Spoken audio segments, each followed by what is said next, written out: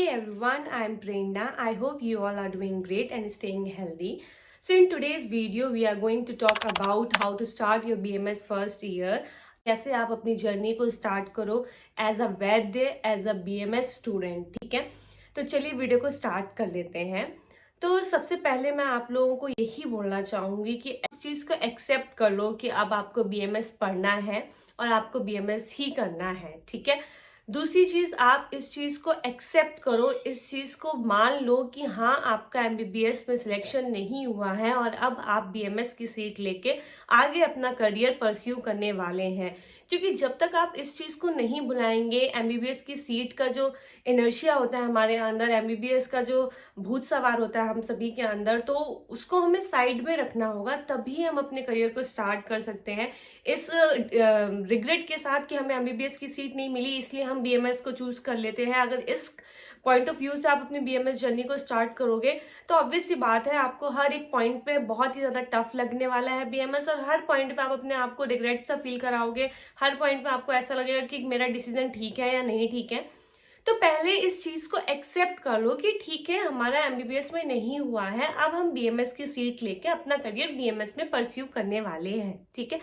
Next question बहुत सारे students ने मुझसे इंस्टाग्राम पे पूछा हुआ, क्या BMS में स्कोप है? यार एक सीधी सी चीज है, ठीक है। जो अपने आप से एक क्वेश्चन पूछो, कोई ऐसा कोर्स या कोई ऐसा प्रोफेशन है जिसमें स्कोप नहीं है? एक बार पूछ के देखो अपने आप से। हर एक छोटे से छोटा प्रोफेशन ले लो, बड़े से बड़ा प्रोफेशन ले लो, ये चीज हो सकती है कि थोड़ा बहुत ऊपर नीचे हर प्रोफेशन में हो सकता है, इनकम के बेसिस पे भी, बाकी सोसाइटी की बेसिस पे भी, बट स्कोप है यार, हर चीज में स्कोप है। तो BMS में भी स्कोप है, बहुत सारी अपॉर्चुनिटीज हैं आपके पास BMS में। इतना बड़ा कोर्स है पूरा, जैसे MBBS का पूरा जितने इयर्स का कोर्स होता है वैसे BMS का कोर्स है, वैसे BHMS का है, BUMS का है। इनफैक्ट मैं यहाँ पर सिर्फ एक पर्टिकुलरली BMS नहीं, मैं तो जितने भी अदर कोर्सेज भी हैं जो बच्चे अडॉप्ट करते हैं उनके लिए भी, उनका भी फील्ड में स्कोप है। तो इस क्वेश्चन को बार बार अपने आप से पूछना बंद करो कि स्कोप है कि नहीं है। बिल्कुल स्कोप है, बस आपको इस चीज के लिए रेडी रहना है, क्योंकि आपको वर्क हार्ड करना पड़ेगा BMS की फील्ड में।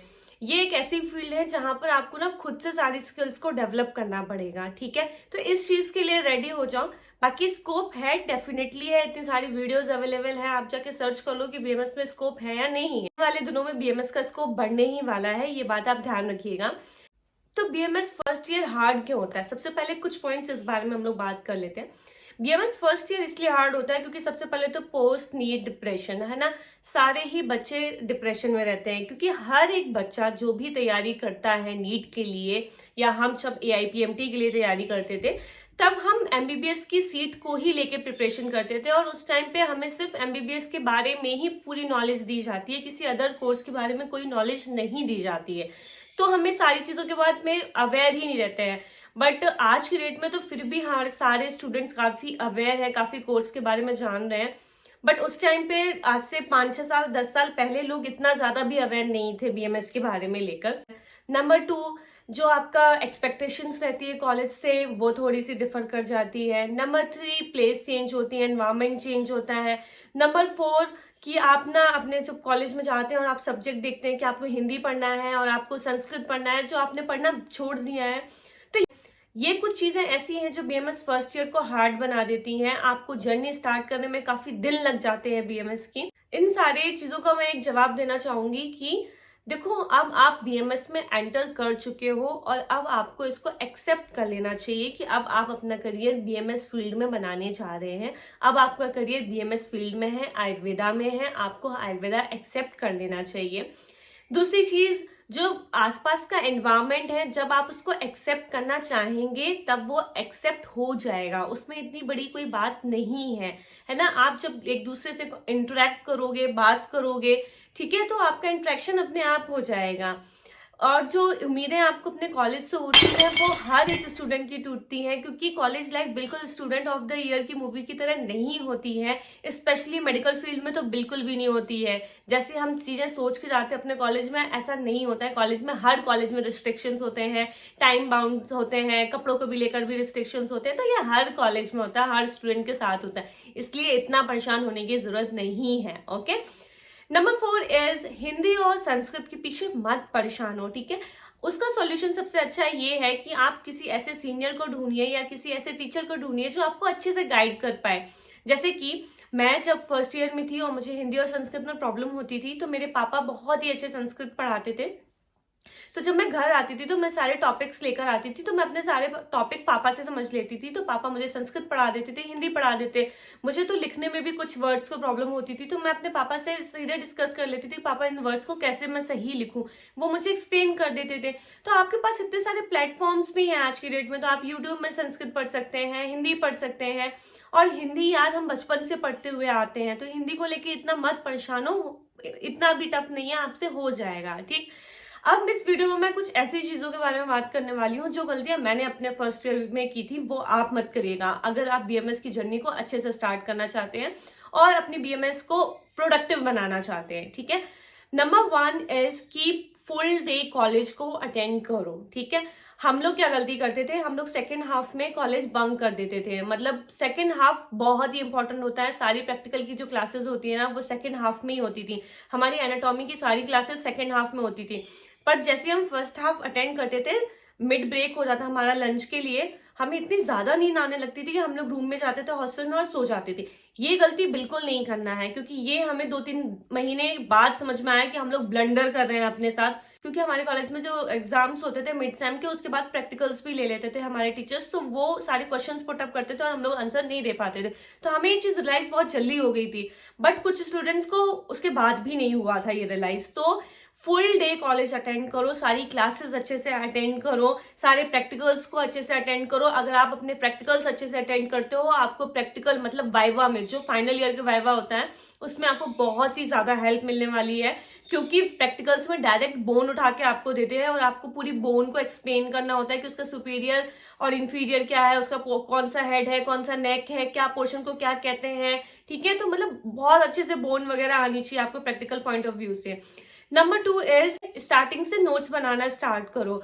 स्पेशली मैं बोल रही हूँ एनाटॉमी और फिजियोलॉजी के लिए, ठीक है। फिजियो आप नीट की प्रिपरेशन करके आए हो तो आपके पास फिजियोलॉजी के फिर भी बहुत सारे नोट्स अवेलेबल रहेंगे, बट आयुर्वेद के नोट्स आप स्टार्टिंग से बनाते हुए चलो, एनाटॉमी के नोट्स आप स्टार्टिंग से बनाते हुए चलो, क्योंकि लास्ट में आपको बिल्कुल भी टाइम नहीं मिलेगा एनाटॉमी पढ़ने का। और एनाटॉमी सबसे ज्यादा बैक लगती है फर्स्ट ईयर में, एनाटॉमी में बच्चों की और पदार्थ विज्ञान में बच्चों की, ठीक है।